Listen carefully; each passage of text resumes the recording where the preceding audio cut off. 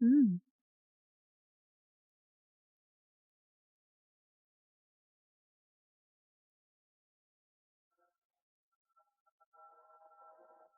Jeeva சொன்னாருல்ல, I'm Kanmani.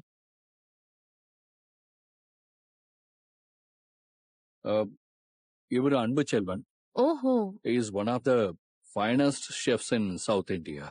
Quality, taste and இனோவேஷன்ல இவரை மிஞ்சறதுக்கு ஆளே கிடையாது. ஓஹோ! இவர மாதிரி ஒருத்தர் நம்ம கிட்ட இருக்கிறது நமக்கு பெரிய பெருமை.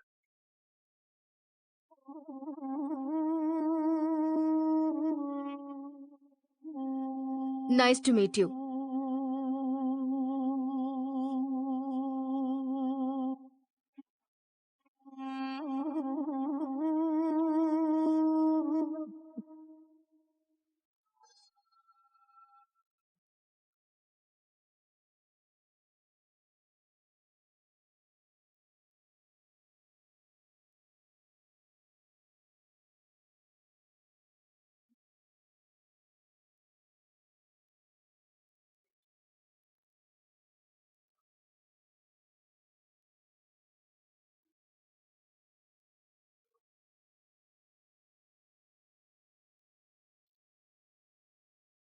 அண்ட் கடைசியா கார்த்திக், அன்போட கசன். ம். நம்மளோட ஃபேமிலி ட்ரீல லாஸ்ட் ஜாயினிங், லேட்டஸ்ட் ஓஹோ! அப்டேட். கேட்டரிங் இண்டஸ்ட்ரியில இவருக்கு நிறைய லிங்க்ஸ் இருக்கு. அண்ட் பெரிய ம். பெரிய ஆர்டர்ஸ் எல்லாம் இவர்தான் நம்ம கொண்டு வர போறார். ஓ! யா.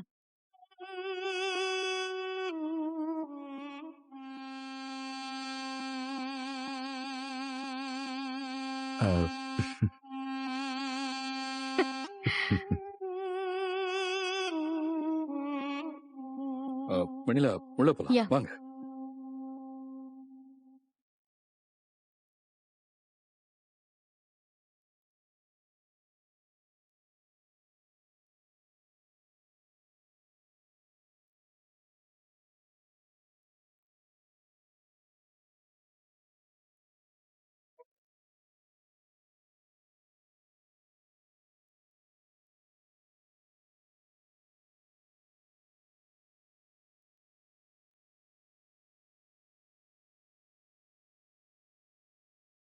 ஜீவா, எஸ். உங்க செட்டப் எல்லாம் நல்லா இருக்கு. Thank you so much. Yeah. Thank you. Okay, எல்லாரும் போய் அவங்க வேலையை பாருங்க. கண்மணி, ம். அன்பு, ம். கார்த்திக், நீங்க 3 பேர் மட்டும் என் ரூமுக்கு வாங்க.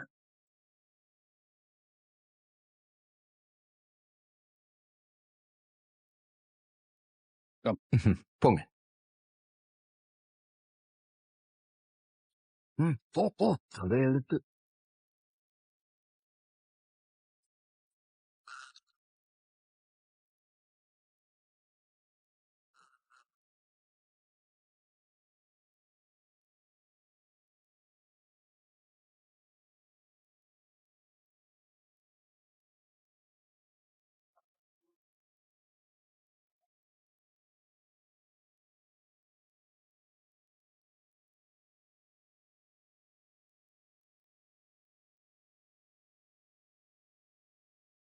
ஏய், கம் இன்சைட்.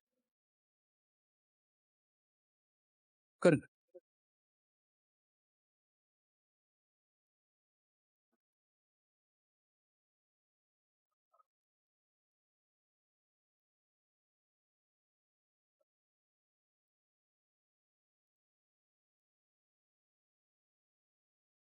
எதுக்கு இவங்க 3 பேரை மட்டும் தனியா வர சொன்னேன்னா, இவங்க தான் இந்த ரெஸ்டாரண்டோட கோர் டீம். ஓ! இவங்க பேர் என்ன, ஸ்ட்ரென்த் என்னன்னு நான் உங்ககிட்ட ஏற்கனவே சொல்லிட்டேன். இவங்கள பத்தி இப்பதான் நீங்க எனக்கு இன்ட்ரோ குடுத்தீங்க. ஆனா எனக்கு என்னமோ இவங்க 3 பேரையும் பாக்குறப்போ புதுசா யாரையும் பாக்குற மாதிரியே ஃபீல் ஆகல. ஏதோ பல வருஷம் தெரிஞ்ச முகம் மாதிரியே ரொம்ப ஃபெமிலியரா இருக்கு.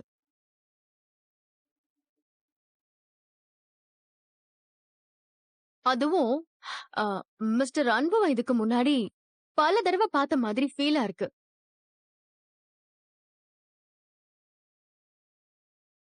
எப்படி இல்லாம இருக்கும்? அவர்தான் சவுத் இந்தியாவோட மோஸ்ட் வாண்டட் ஷெஃப் ஆச்சே. சினிமால, பாலிடிக்ஸ்ல எந்த விஐபி செலிபிரிட்டி ஃபங்க்ஷனா இருந்தாலும் அதோட ஹைலைட்டே சாரோட அறுசுவை விருந்து தானே. கட்டாயம் டிவிலயும் நியூஸ் பேப்பர்லயும் வந்திருப்பாரு. அதுல நீங்க கவனிச்சிருப்பீங்கன்னு ஓ நினைக்கிறேன். Yeah you right. அப்படிதான் இருக்கும்.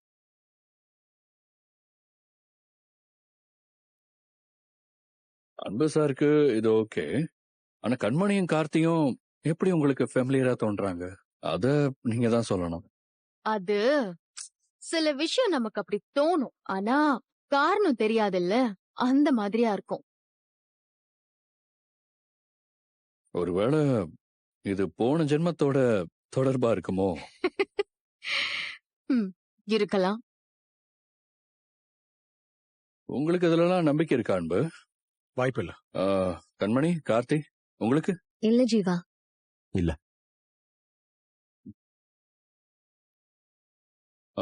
எக்ஸ்கியூஸ் மீ, நீங்க பேசிட்டு இருங்க. ம், நான் ஒரு 2 மினிட்ஸ்ல ஆ. வந்துடுறேன். ஹலோ, யா,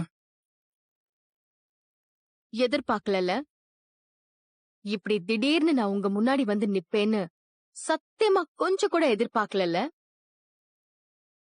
ஆனா நானும் எதிர்பார்க்கவே இல்ல. நீங்க 3 பேரும் உங்களுக்குள்ள இருக்கிற சம்பந்தத்தை மறைச்சிட்டு இப்படி ஒரு பெர்ஃபார்மன்ஸ் குடுப்பீங்கன்னு.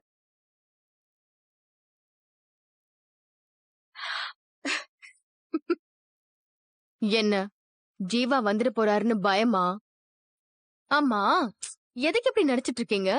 வேலை பாக்குற இடத்துல தவறான தகவல் கொடுத்து மோசடி செஞ்சா சட்டப்படி அதுக்கு என்ன தண்டனைன்னு தெரியுமா? இங்க பாரு, இங்க யாரும் ஜீவா பிசினஸ்ல மோசடி பண்ணி ஏமாத்தல. இன்ஃபேக்ட் அவரோட பிசினஸ்க்கு நாங்க ஹெல்ப் தான் பண்ணிட்டு இருக்கோம். அப்படியா? அப்ப அந்த ஹெல்ப்ப உண்மையை சொல்லிட்டே செய்யலாமே அன்பு.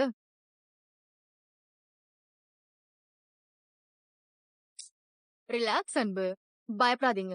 எனக்கு புரியுது, நீங்க ஏதோ ஒரு காரணத்துக்காக தான் இப்படி நடிக்கிறீங்கன்னு. அதனால உங்க டிராமாவ நான் கெடுக்க மாட்டேன். ஆனா நான் ஒண்ணு சொல்லட்டுமா? பொய்ய மறைக்கிறது ஈஸி. ஆனா அந்த பொய்யோட தினமும் வாழறது ரொம்ப கஷ்டம். ஏய், உன் அட்வைஸ் எல்லாம் எனக்கு தேவையில்லை. நாங்க இருக்கிற இடத்துக்கு வந்துட்டு எங்களையே மிரட்டுறியா? அதுக்குள்ள உன்னை பத்தின உண்மை ஜீவா சாருக்கு தெரிஞ்சதுன்னு வச்சுக்கோ, நீ இங்க இருக்கவே மாட்ட. பாருங்களேன், இன்னும் நான் சொல்லவே இல்ல. அதுக்குள்ள 3 பேரும் இவ்ளோ டென்ஷன் ஆகுறீங்க.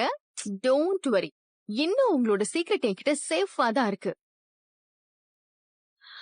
ஆனா இது எத்தனை நாளைக்குன்னு எனக்கே தெரியாது. ஏன்னா திடீர்னு எனக்கு எப்ப தோணுதோ அப்ப நான் சொல்லிடுவேன். ஆ, அது அடுத்த வாரமா இருக்கலாம், நாளைக்கா இருக்கலாம், இல்லனா ஜீவா உள்ள வந்ததுக்கு அப்புறம் இந்த நிமிஷமா வேணாலும் இருக்கலாம். அது நீங்க 3 பேரும் நடந்துக்கிறத பொறுத்து இருக்கு. ஆ, அப்புறம் சொல்லுங்க. என்ன? ஏய், விட்டு போன 2 நிமிஷத்துல 4 பேரும் ரொம்ப க்ளோஸ் ஆயிட்டீங்க போலக்கு. சூப்பர். டீம்னா இந்த மாதிரி தான் இருக்கணும். ஓகே காய்ஸ், வெண்ணிலாக்கும் எனக்கு இன்னொரு மீட்டிங் இருக்கு. நாம இன்னொரு நாள் இப்படி கனெக்ட் ஆகலாம். போலாமா வெண்ணிலா? யா, லெட்ஸ் கோ. ஷூர். வாங்க. See you guys. Bye-bye.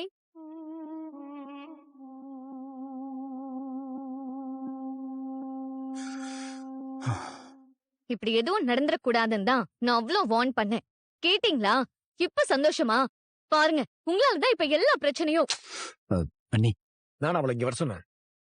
சும்மா எல்லாத்துக்கும் என்னைய ப்ளேம் பண்ணாத. பின்ன நீங்க இங்க இருக்கிறதுனால தானே அவ இங்க வந்தா, இல்லனா ஏன் வரப்போறா? இத பாரு, எனக்கு எங்க வேலையோ அங்கதான் நான் இருக்க முடியும். உனக்காகலாம் என்னால இடத்த மாத்திக்கிட்டு இருக்க முடியாது. இப்ப இந்த மாதிரி எல்லாம் பேசாதீங்க. நான் நீங்க எப்படி இங்க இருக்கணும்? வந்ததுனால தயவு தான் அவ- செய்து சும்மா இருக்கீங்களா? இப்ப நமக்கு இருக்க பெரிய பிரச்சனை அந்த வெண்ணிலா தான். இவளை எப்படி சமாளிக்கிறதுன்னு தயவு செஞ்சு கொஞ்சம் யோசிங்க. அதை விட்டு இப்படி சண்டை போட்டு இருந்தா எல்லாம் சால்வ் ஆயிருமா?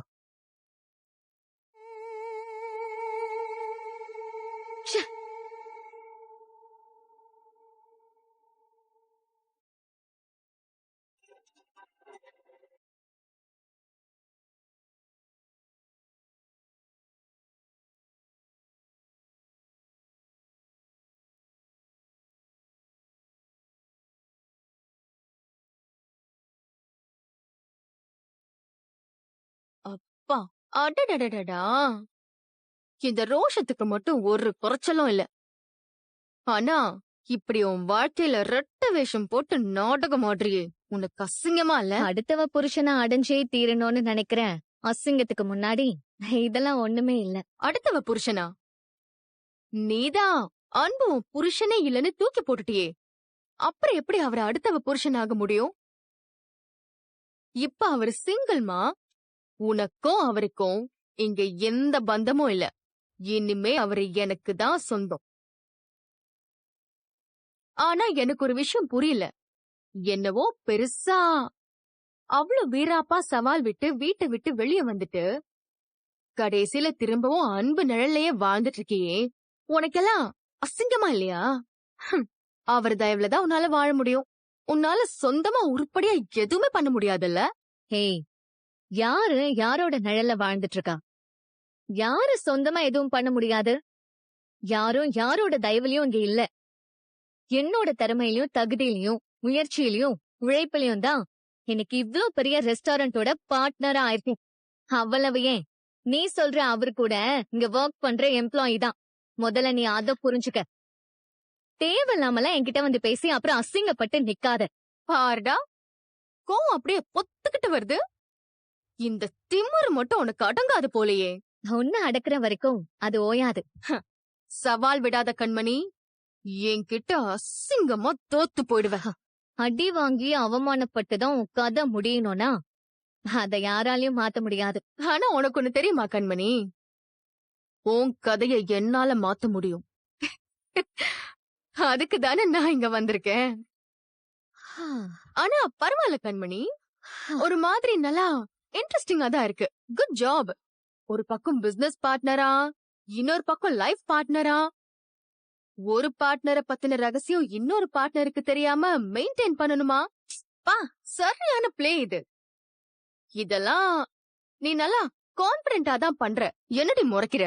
நான் இந்த ரெஸ்டாரண்ட்டுக்கு இன்வெஸ்டரா வந்தது பணம் சம்பாதிக்கன்னு நினைச்சியா? அன்பு கூட சேர்றதுக்கு. அதுக்காக தான் கோடிக்கணக்குல இவ்ளோ காசு செலவு பண்ணிருக்கேன். உன் பணத்தால இந்த உலகத்துல நீ எது வேணாலும் வாங்கலாம். ஆனா அன்பு காசு கொடுத்து வாங்க முடியாதுமா. என்ன சொன்ன? ஏய், இப்ப நீ என்ன சொன்ன? ஐ மீன் அன்பு, லவ், அந்த ஃபீலிங். ஏய், ஒண்ணுமே இல்லனாலும் உன் திமிருக்கு ஒரு குறைச்சலும் இல்ல. சிரிக்கிறியா? சரி, எல்லாம் இன்னும் கொஞ்ச நாளைக்குதான். நான் உனக்கு பண்ண போறத பார்த்து இந்த நக்கலு இந்த சிரிப்பெல்லாம் எங்க போகுதுன்னு நான் பாக்குறேன். உன் நிம்மதிய கொஞ்சம் கொஞ்சமா சிதைச்சு இங்கிருந்து உன்னை துரத்தி மறுபடியும் தெரு தெருவா உன்னை சைக்கிள்ல இடியாப்பம் விக்க அனுப்பலனா அப்ப பாருடி. அது என்னைக்குமே நடக்காது.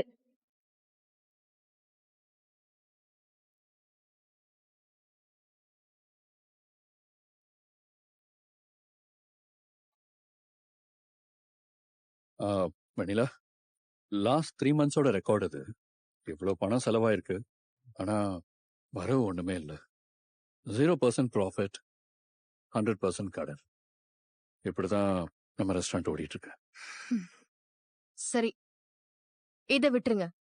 எனக்கு லாஸ்ட் 1 இயர் அக்கவுண்ட்ஸ் பார்க்கணும். அது கொஞ்சம் காட்ட முடியுமா? ஷியோ, அதெல்லாம் லெட்ஜர்ல இருக்கு மேடம். எடுத்துட்டு வாங்க. சரிங்க தம்பி.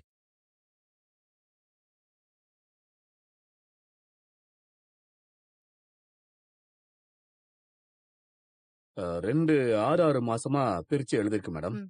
பாருங்க.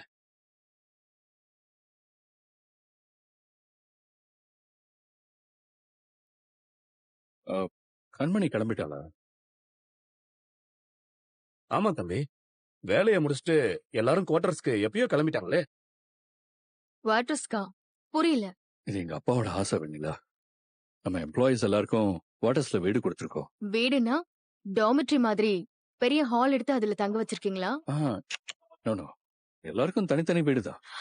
என்ன சொல்றீங்க? எதுக்கு இவ்ளோ நஷ்டத்துல இதெல்லாம் பண்ணணும்? அதுவும் ஒவ்வொரு எம்ப்ளாய்க்கும் எதுக்கு தனித்தனியா வீடு? அவங்க என்ன ஃபேமிலியாவா இருக்காங்க? சிங்கிள் தானே? இல்ல வெண்ணிலா, எல்லாரும் அவங்க அவங்க குடும்பத்தோட தான் தங்கிரு. என்னாச்சு வெண்ணிலா? ஆம், இந்த கணக்கு வழக்கெல்லாம் நான் அப்புறமா பாத்துக்கிறேன். எனக்கு இப்ப அதை விட ஒரு முக்கியமான வேலை இருக்கு. என்ன வெண்ணிலா? சொல்றேன்.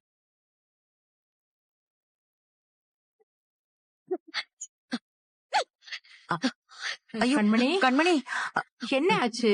என்னம்மா ஆச்சு? என்ன என்ன? ஆச்சுமா? இன்னும் என்ன ஆகணும்? எல்லாமே நாசமா போச்சு. ஐயோ ஏண்டி இப்படி பேசுற? ஹோட்டலுக்கு யாரோ பெருசா முதலீடு பண்றாங்கன்னு சொல்லி சந்தோஷமா தானடிமா கிளம்பி போனேன்.